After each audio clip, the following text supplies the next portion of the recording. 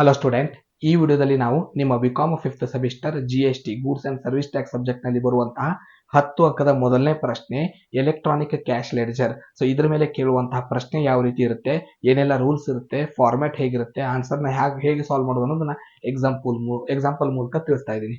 So ಇಲ್ಲಿ ತಗೊಂಡಂತ example ನ first ತಿಳಿಸ್ತೀನಿ. Ravikumar is registered industrialist and he's factory at Bengaluru. So ಬೆಂಗಳೂರಿನಲ್ಲಿ ರಿಜಿಸ್ಟರ್ ಆಗಿರುವಂತಹ ಒಬ್ಬ ರವಿಕುಮಾರ್ ಅನ್ನೋ ಇಂಡಸ್ಟ್ರಿಯಲಿಸ್ಟ್ ಇದ್ದಾನೆ. ಸೊ ಆತನ the e cash ledger shows the following balance. ಆತನ ಎಲೆಕ್ಟ್ರಾನಿಕ್ ಕ್ಯಾಶ್ ಲೆಡ್ಜರ್, ಆತನ ಅಕೌಂಟ್ ಬ್ಯಾಲೆನ್ಸ್ ಏನಿದೆ ಅದ್ರ ಬಗ್ಗೆ ಕೊಟ್ಟಿದ್ದಾರೆ. CGST 40,000 ಇದೆ, SGST 60,000 ಇದೆ, IGST 20,000 ಇದೆ. GST payable for the month of February 2023 are as follows. So ಫೆಬ್ರವರಿ ತಿಂಗಳಲ್ಲಿ ಪೇ ಮಾಡಬೇಕಾಗಿರೋ GST ಡೀಟೇಲ್ಸ್ ನ ಕೊಟ್ಟಿದ್ದಾರೆ. CGST 75,000, SGST 75,000, IGST 80,000. On 18th March 2023, he raised a GST challan of rupees 1,50,000 using his credit card. So 1.5 lakh ರೂಪಾಯಿನ GST ತನ್ನ credit ledger ಗೆ recharge ಅಂದ್ರೆ ಮತ್ತೆ ಬ್ಯಾಲೆನ್ಸ್ ಆಡ್ ಮಾಡಿದ್ದಾನೆ. ನಮಗೆ 2 ಕ್ವಶನ್ ಕೇಳಿದ್ದಾರೆ. What is the date of payment of GST ಮತ್ತೆ statement ನ ಪ್ರಿಪೇರ್ ಮಾಡೋದಕ್ಕೆ ಹೇಳಿದ್ದಾರೆ ಈ ಕ್ಯಾಶ್ ಲೆಡ್ಜರ್ ನ. ಈ ರೀತಿಯಾಗಿ ಪ್ರಶ್ನೆ ಕೊಟ್ಟಿರ್ತಾರೆ ಪೇಪರ್ ನಲ್ಲಿ. ಇದ್ರ ಫಾರ್ಮ್ಯಾಟ್ ಏನಿರುತ್ತೆ, ಇದ್ರ ಅರ್ಥ ಏನು, ಹೀಗಂದ್ರೆ ಏನು ಅಂತ ಡಿಸ್ಕಷನ್ ಮಾಡೋಣ. ಮೊದಲು ಫಾರ್ಮ್ಯಾಟ್ ನೋಡೋಣ. ಫಾರ್ಮ್ಯಾಟ್ ನಲ್ಲಿ ಏನ್ ಮಾಡ್ತೀವಿ, ಲಯಬಿಲಿಟಿ ಆಫ್ GST ಅಂತ ಫಸ್ಟ್ ಫಾರ್ಮ್ಯಾಟ್ ನಲ್ಲಿ ಹೆಡ್ಡಿಂಗ್ ಬರಿತೀವಿ. Statement of electronic cash ledger, statement of electronic cash ledger. ಇದರಲ್ಲಿ 4 ಕಾಲಮ್ ನ ಪ್ರಿಪೇರ್ ಮಾಡ್ತೀವಿ. ಪರ್ಟಿಕ್ಯುಲರ್ ಕಾಲಮ್, ಮೊದಲು IGST, ಆಮೇಲೆ CGST, ಆಮೇಲೆ SGST. 4 ಕಾಲಮ್ ನ ಪ್ರಿಪೇರ್ ಮಾಡ್ಕೋತೀವಿ. 4 ಶಬ್ದಗಳು ಬರುತ್ತೆ ಕ್ವಶನ್ ಆನ್ಸರ್ ನಲ್ಲಿ. ಮೊದಲನೇದು ಲಯಬಿಲಿಟಿ ಆಫ್ GST. ಇಲ್ಲಿ ಡೀಟೇಲ್ಸ್ ಕೊಟ್ಟಿದಾರಲ್ಲ, ಇದರಲ್ಲಿ GST ಪೇಬಲ್ ಅಂತ ಏನಿದೆ ಇದನ್ನ ನಾವು ತುಂಬಬೇಕಾಗಿರೋ GST ಅಂತ ಕರಿತೀವಿ. ಸೊ GST ಪೇ ಮಾಡಬೇಕಾಗಿರೋ ಅಮೌಂಟ್ ಇದು ಯಾವಾಗ, ಫೆಬ್ರವರಿ ತಿಂಗಳಿನಲ್ಲಿ. ಸೊ ಫೆಬ್ರವರಿ ತಿಂಗಳದ್ದು ಟರ್ನ್ ಓವರ್ ಮೇಲೆ ಅಂದ್ರೆ ಸೇಲ್ಸ್ ಮೇಲೆ ಕಟ್ಟಬೇಕಾಗಿರುವಂತಹ GST ಇಷ್ಟ ಅಮೌಂಟ್ ಇದೆ. ಈ ಮೇಲಿನ ಅಮೌಂಟಿನ ಅರ್ಥ ಏನಂದ್ರೆ, ಆಲ್ರೆಡಿ ಅಕೌಂಟ್ ನಲ್ಲಿ ಬ್ಯಾಲೆನ್ಸ್ ಎಷ್ಟಿದೆ, ಇದು ಎಲೆಕ್ಟ್ರಾನಿಕ್ ಕ್ಯಾಶ್ ಲೆಡ್ಜರ್ ನ ಬ್ಯಾಲೆನ್ಸ್ ಅಮೌಂಟ್. ಅಕೌಂಟ್ ನಲ್ಲಿ ಇಷ್ಟು ಬ್ಯಾಲೆನ್ಸ್ ಇದೆ ಅಂತ ತೋರಿಸ್ದಂಗೆ. ಇಲ್ಲೊಂದು ಅಮೌಂಟ್ ಬಂದಿದೆ 1,50,000 ಅಂತ. So raised, challan, credit card, debit card ಮತ್ತೆ ಚೆಕ್ ಅಂತ ಶಬ್ದ ಕೊಟ್ಟಿರ್ತಾರೆ. ಇದೇನಂದ್ರೆ ಮತ್ತೆ ಅಕೌಂಟ್ ಗೆ ಆಡ್ ಮಾಡಿದಂತ ಬ್ಯಾಲೆನ್ಸ್, ಕಟ್ಟಬೇಕಾಗಿರೋ GST ಇದು. ಇದನ್ನ ತುಂಬೋದಕ್ಕೆ ಅಕೌಂಟ್ ನಲ್ಲಿ ಬ್ಯಾಲೆನ್ಸ್ ಆಲ್ರೆಡಿ ಇದ್ದಿದ್ದ ಅಮೌಂಟ್ ಇದು ಬ್ಯಾಲೆನ್ಸ್ ಅಂತ ಕೊಟ್ಟಿರ್ತಾರೆ. ಅದಕ್ಕೆ ಮತ್ತೆ ಎಕ್ಸ್ಟ್ರಾ ಅಮೌಂಟ್ ನ ರೀಚಾರ್ಜ್ ಮಾಡ್ತಾ ಇದ್ದಾನೆ ಅಕೌಂಟ್ಗೆ, ಇದು 1,50,000. ಫಾರ್ಮ್ಯಾಟ್ ಪ್ರಕಾರ ಫಸ್ಟ್ ನಮ್ಗೆ ಏನ್ ಬೇಕು, ಲಯಬಿಲಿಟಿ ಆಫ್ GST ಇದು ಪೇಬಲ್ ಎಷ್ಟು ಅಮೌಂಟ್ ಇದೆ ಇವುಗಳನ್ನ ನಾವು ತಗೋತೀವಿ. ಇದರಲ್ಲಿ ಏನಿದೆ, ಈ ಪ್ರಶ್ನೆಯಲ್ಲಿ ಈ ಎಕ್ಸಾಂಪಲ್ ನಲ್ಲಿ GST ಪೇಬಲ್ ಅಮೌಂಟ್ ರೆಡಿಮೇಡ್ ಸಿಕ್ಕಿದೆ. 75,000, 75,000, 80,000 ರುಪೀಸ್ ನಲ್ಲಿದೆ. GST ನ ಅಮೌಂಟ್ ಕೊಡೋದು ಬಿಟ್ಟವರು 18% ಅಂತ ಕೊಟ್ರೆ ಈ GST ಅಮೌಂಟ್ ಅವಾಗ ಇರೋದಿಲ್ಲ. GST ಪೇಬಲ್ ಅಮೌಂಟ್ ನ ನೀವೇ ಕ್ಯಾಲ್ಕುಲೇಟ್ ಮಾಡಬೇಕು. GST ಪೇಬಲ್ ಅಮೌಂಟ್ ನ ಹೇಗೆ ಕ್ಯಾಲ್ಕುಲೇಟ್ ಮಾಡ್ತೀವಿ, 2 ರೀತಿ ಸಪ್ಲೈ ಕೊಟ್ಟಿರ್ತಾರೆ ಕ್ವಶನ್ ಅಲ್ಲಿ. ಯಾವಾಗ ಅವರು ಪರ್ಸೆಂಟೇಜ್ ಕೊಡ್ತಾರೆ, 2 ಸಪ್ಲೈನ ಕೊಟ್ಟಿರ್ತಾರೆ. Inter state, intra state supply ಅಂತ ಕೊಟ್ಟಿರ್ತಾರೆ. ಸೊ ಕ್ವಶನ್ ಅಲ್ಲಿ ಇಂಟರ್ ಸ್ಟೇಟ್ ಅಮೌಂಟ್ ಕೊಟ್ಟಿರ್ತಾರೆ, GST ಪರ್ಸೆಂಟೇಜ್ ಕೊಟ್ಟಿರ್ತಾರೆ. ಇಂಟ್ರಾ ಸ್ಟೇಟ್ ಸಪ್ಲೈ ಪರ್ಸೆಂಟೇಜ್ ಕೊಟ್ಟಿರ್ತಾರೆ, ಅಮೌಂಟ್ ಕೊಟ್ಟಿರ್ತಾರೆ. ಈ ಅಮೌಂಟ್ ರೆಡಿ ಇದೆಯಲ್ಲ, ಅವಾಗ ನಾವು ಅದನ್ನ ಆ ಪ್ರಾಬ್ಲಮ್ ನಲ್ಲಿ ಆ ರೀತಿ ಕೊಟ್ರೆ ನಾವೇ ತಯಾರು ಮಾಡ್ಕೋಬೇಕು ಎಷ್ಟು GST ಅಮೌಂಟ್ ಆಗುತ್ತೆ ಫೆಬ್ರವರಿ ತಿಂಗಳದ್ದು. ಫಾರ್ ಎಕ್ಸಾಂಪಲ್ ನೋಡೋಣ. ಈಗ ಕ್ವಶನ್ ಅಲ್ಲಿ ಏನ್ ಕೊಟ್ಟಿದ್ದಾರೆ ಅನ್ಕೊಳ್ಳಿ, intra state 10 lakh rupees, GST 10%. ಇನ್ನೊಂದಿದೆ ಅನ್ಕೊಳ್ಳಿ ಇಂಟರ್ ಸ್ಟೇಟ್, ಅದು 10 lakh rupees ಇದೆ, ಅದು ಕೂಡ GST 10%. ಸೊ ಈ ರೀತಿ ಪ್ರಾಬ್ಲಮ್ ನ ಕೊಟ್ರೆ ಅವಾಗ ಏನ್ ಮಾಡ್ತೀವಿ, ಸೊ ಈ ಪ್ರಾಬ್ಲಮ್ ನಲ್ಲಿ ಇಂಟ್ರಾ ಸ್ಟೇಟ್, ಇಂಟರ್ ಸ್ಟೇಟ್ ಅಂತ ಕೊಟ್ರೆ ನಾವೇ ಸಪ್ಲೈನ ಕೊಟ್ಟಿರ್ತಾರ ಅವರು, ನಾವೇ GST ಪೇಬಲ್ ಅಮೌಂಟ್ ನ ಕಂಡುಹಿಡಿಯಬೇಕು. ಈಗ ಇಲ್ಲೇನಿದೆ, ಇಂಟ್ರಾ ಸ್ಟೇಟ್ ಅಂತ ಇದೆ. ಇಂಟ್ರಾ ಸ್ಟೇಟ್ ಅಂತ ಕೊಟ್ರೆ ಏನ್ ಮಾಡ್ತೀವಿ, ಕೊಟ್ಟಂತ ಕ್ವಶನ್ ನ 2% ಮಾಡ್ಕೊಂತೀವಿ. 5%, 5%. ಈ ರೀತಿಯಾಗಿ 2% ಮಾಡ್ಕೊಂಡು 10 lakh ಮೇಲೆ 5% ಮಾಡಿ 50,000, 10 lakh ಮೇಲೆ 5% ಮಾಡಿ 50,000, SGST, CGST ಅಂತ ನಾವೇ ಕಂಡುಹಿಡಿತೀವಿ. ಈ 2 ಅಮೌಂಟ್ ಏನಿದೆ ಇವನ್ನ ನಾವು ಕಂಡುಹಿಡಿತೀವಿ. ಇಂಟರ್ ಸ್ಟೇಟ್ ಅಂತ ಏನಿರುತ್ತೆ ಇದನ್ನ 1 ಬಾರಿ ಪರ್ಸೆಂಟೇಜ್ ಮಾಡ್ತೀವಿ. 10 lakh ಮೇಲೆ 10%, 1 lakh ಬರುತ್ತೆ. ಸೊ ಆ 1 lakh ಅಮೌಂಟ್ ಏನಂದ್ರೆ IGST. ಇಷ್ಟೇ difference. G S T payable amount ಆದ್ರೂ ಕೊಡ್ಬೋದು, ಜಿ ಎಸ್ ಟಿ ಪೇಬಲ್ ನ ಪರ್ಸೆಂಟೇಜ್ ಅಲ್ಲಾದ್ರೂ ಕೊಡ್ಬೋದು. ಜಿ ಎಸ್ ಟಿ ಅಮೌಂಟ್ ನ ಕೊಟ್ರೆ ಡೈರೆಕ್ಟ್ ಆಗಿ ಫಾರ್ಮೆಟ್ ಹಚ್ಚಿ ಆನ್ಸರ್ ಬಿಡಿಸೋದಕ್ಕೆ ಸ್ಟಾರ್ಟ್ ಮಾಡ್ತೀವಿ. ಜಿ ಎಸ್ ಟಿ ನ ಪೇಬಲ್ ನ ಅವ್ರು ಪರ್ಸೆಂಟೇಜ್ ನಲ್ಲಿ ಕೊಟ್ರೆ ನಾವೇ ಕಂಡುಹಿಡಿತೀವಿ. ಇಂಟ್ರಾ ಸ್ಟೇಟ್ ಅಂತ ಇದ್ರೆ ಅವ್ರು ಕೊಟ್ಟಂತ ಪರ್ಸೆಂಟೇಜ್ ನ 2 ಭಾಗ ಮಾಡ್ತೀವಿ, ಹಾಫ್ ಆಫ್ ಮಾಡ್ತೀವಿ. ಕೊಟ್ಟಂತ ಅಮೌಂಟ್ ಮೇಲೆ 2% ಮಾಡಿದಾಗ C G S T S G S T answer ನೀವು ಕಂಡುಹಿಡಿದಾಗೆ. ಇಂಟರ್ ಸ್ಟೇಟ್ ಅಂತ ಒಂದು ಅಮೌಂಟ್ ಪರ್ಸೆಂಟೇಜ್ ಇರುತ್ತೆ, ಅದನ್ನ ಮಾಡಿದಾಗ I G S T amount ನೀವು ಕಂಡುಹಿಡಿದಾಗೆ. ಈ 3 ಅಮೌಂಟ್ ನ ಈ ಜಾಗದಲ್ಲಿ ತಗೋತೀವಿ. I T C input set off question ಅಲ್ಲಿ ಎಲ್ಲೂ ಕೂಡ ಐ ಟಿ ಸಿ ಅನ್ನೋ ಪದ ಬಂದಿಲ್ಲ. ಐ ಟಿ ಸಿ ಅಂತ ಬಂದಿದ್ರೆ ಮೈನಸ್ ಮಾಡ್ಕೋತೀವಿ. ಅವರೇ ಆನ್ಸರ್ ಕೊಟ್ಟಿರ್ತಾರೆ, ಈ ಐ ಜಿ ಎಸ್ ಟಿ ಎಷ್ಟು, ಸಿ ಜಿ ಎಸ್ ಟಿ ಎಷ್ಟು, ಎಸ್ ಜಿ ಎಸ್ ಟಿ ಎಷ್ಟು ಅಂತ. ಈ ಇನ್ಪುಟ್ ಅರ್ಥ ಏನು? ಸಪೋಸ್ ನೀವು ಶುಗರ್ ಸೇಲ್ ಮಾಡ್ತಾ ಇದ್ರ ಅನ್ಕೊಳ್ಳಿ, ಶುಗರ್ ಸೇಲ್ ಮಾಡ್ತಾ ಇದ್ರೆ sugar factory 5% G S T ಇದೆ. ನಿಮಗೆ ಒಂದು 50 ಲಕ್ಷ ರೂಪಾಯಿದು ನೀವು ಶುಗರ್ ಸೇಲ್ ಮಾಡಿದ್ರೆ 50 ಲ್ಯಾಕ್ ಮೇಲೆ 5%, 2.5 ಲಕ್ಷ ನೀವು ಟ್ಯಾಕ್ಸ್ ತುಂಬಬೇಕು.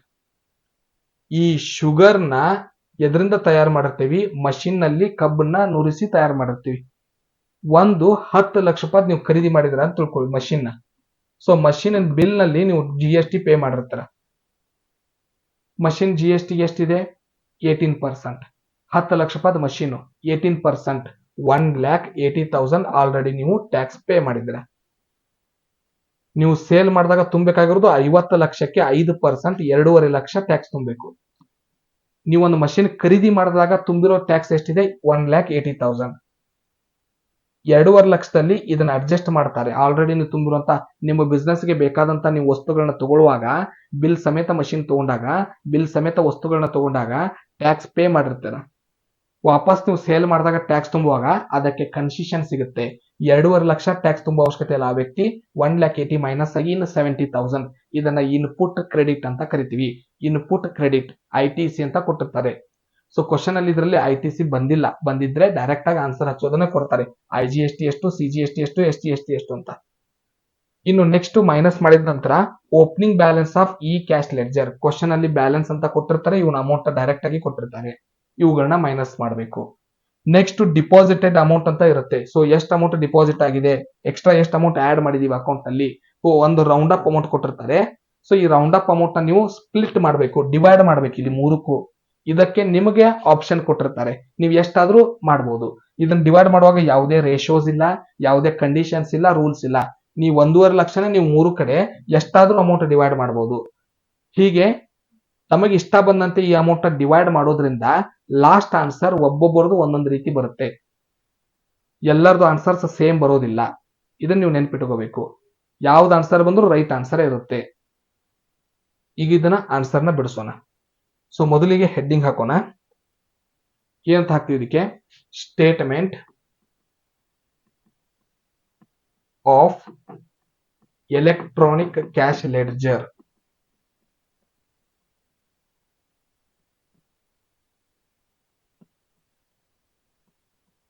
ಇದಕ್ಕೆ 4 ಕಾಲಮ್ ನ ಪ್ರಿಪೇರ್ ಮಾಡ್ಕೋತೀವಿ. Particular column, I G S T, C G S T, S G S T. So ಮೊದಲು ಪರ್ಟಿಕ್ಯುಲರ್ ಕಾಲಮ್, ಎರಡನೇದ್ದು I G S T, C G S T, S G S T. So format ಪ್ರಕಾರ first item ಏನ್ ಬರಬೇಕು? Liability of G S T ಅಂತ ಬರಬೇಕು. Liability of G S T.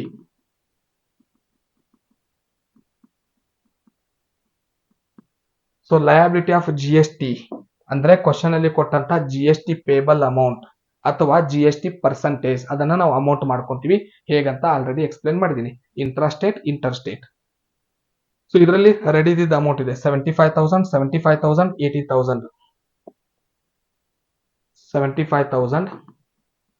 Sorry, I G S T 80,000 ಇದೆ.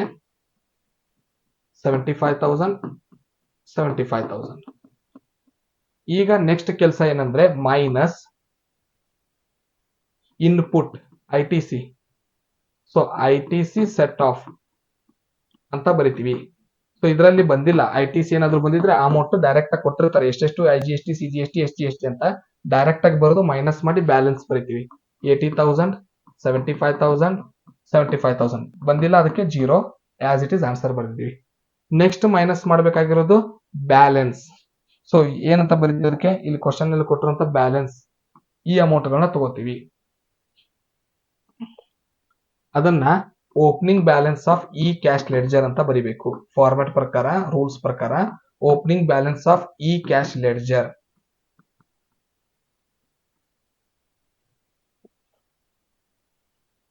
ಎಷ್ಟೆಷ್ಟಿದೆ opening balance of e cash ledger? 40, 60, 20. So 20 IGST ಇದೆ, CGST ಮತ್ತು SGST ಗೆ 40, 60 ಇದೆ. 20,000 ಇದು IGST ಅಮೌಂಟ್, CGST 40, SGST 60. ಸರಿಯಾಗಿ ನೋಡಿ IGST ಇದೆ ಯಾವ್ದು ಕಾಲಮು, ಅದರಲ್ಲಿ ಯಾವ ಅಮೌಂಟ್ ಹಚ್ತಾ ಇದೀವಿ ಲಕ್ಷ ನಿಮ್ ಗಮನ ಇರಬೇಕು. ಲಕ್ಷ ಸೀರಿಯಲ್ ಆಗಿ ಹಚ್ಚಿಬಿಡ್ತೀರಾ. ಕ್ವಶನ್ ಅಲ್ಲಿ ಕೊಟ್ಟಂಗೆ ಸೀರಿಯಲ್ 1 2 3 1 2 3 ನಂಬರ್ನ ಹಿಂದ್ಮುಂದ್ ಇರುತ್ತೆ. CGST IGST ಕಾಲಮ್ಸ್ ಅಲ್ಲಿರೋ ನಂಬರ್ಸ್ ಹಿಂದ್ಮುಂದ್ ಇರುತ್ತೆ. ಮೈನಸ್ ಮಾಡಿದ ನಂತರ 80 ಅಲ್ಲಿ 20 ಮೈನಸ್ ಮಾಡಿದ್ರೆ 60,000, 75 ಅಲ್ಲಿ 40 ಮೈನಸ್ ಮಾಡಿದ್ರೆ 35,000, 75 ಅಲ್ಲಿ 16 ಮೈನಸ್ ಮಾಡಿದ್ರೆ 15,000. ಈಗ ಏನ್ ಮಾಡ್ತೀವಿ, ಡಿಪಾಸಿಟ್ ಆಗಿರೋ ಅಮೌಂಟ್ ನ ಬರಿತೀವಿ. Deposited to e cash ledger ಅಂತ ಬರಿಬೇಕು. Minus deposited to e cash ledger.